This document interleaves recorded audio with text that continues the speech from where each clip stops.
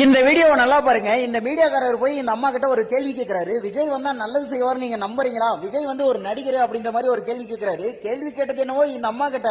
ஆனா நடுவுல ஒரு அம்மா வந்து ஒரு சம்பவம் பண்ணுவாங்க பாருங்க, தரமான சம்பவம். இல்ல நல்லது செய்வாரு நம்புறீங்களா? நடிகர் நல்லா நடிகர் இல்லைங்க, அவரு நல்லா செய்வாருங்க. ஜெயலலிதா அம்மாவும் நடிகர் தான். நீங்க நடிகருங்கிற வேச்சு இங்க பேசக்கூடாது.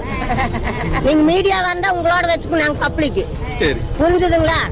இல்ல நிறைய பேர் கூத்தாடின்றாங்களா? எம்ஜிஆர் அம்மா அவர் நடிக்கலையா? அவங்க நடிக்கலையா? நடிக்கலையா? நீங்க எப்படி நீங்க அப்படி அனாவசியமா கூத்தாடின்னு புதுசா வந்தா அரசியலுக்கு வந்தா நீங்க கூத்தாடின்னு சொல்லுவீங்களா? நீங்க கேக்குற கேள்வியே தப்பு. சரிங்கம்மா, இப்ப தற்கொலைன்றாங்களே விஜய் ரசிகர் எல்லாரும் ஆரம்பத்துல அப்படித்தான் சொல்லுவாங்க. அம்மாவை அந்த நடிகைக்கு என்ன தெரியும் சொல்லி வேன்ல எம்ஜிஆர் இறந்தப்போ 1989 என்னமோ ஏறினப்ப இறக்கி விட்டாங்க. ஒண்ணும் பண்ண முடியாது அந்த அம்மானால, என்ன பண்ணுன்னு கீழே இறக்கி விட்டாங்க. அந்த அம்மா வந்து 3 தடவை 30 வருஷம் ஆட்சியால அதேதான்.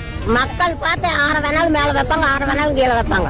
உண்மையிலே இந்த அம்மா கடைசியா ஒரு வார்த்தை சொன்னாங்க பாத்தீங்கன்னா, மக்கள் முடிவு பண்ணிட்டாங்கன்னா யார வேணாலும் மேல தூக்கி வைக்கோங்க, யார வேணாலும் கீழே இறக்கி வைக்கோங்கன்னு. அது 100% உண்மை. பொதுவா தளபதி விஜய் அவர்களை பார்த்து ஒண்ணு சொல்லுவாங்க, விஜய்க்கு வந்து இளைஞர்கள் மத்தியில தான் ஆதரவு அதிகம், அதை வச்சுட்டு ஜெயிக்க முடியாது, ஓட்ட வேணா அதிகமா வாங்கி ஸ்ட்ரென்த்தா காட்டலாம் அப்படின்ற மாதிரி அவங்களுக்கு எல்லாம் மிகப்பெரிய செருப்படியா இருக்கும்னு நினைக்கிறேன் இந்த வீடியோ.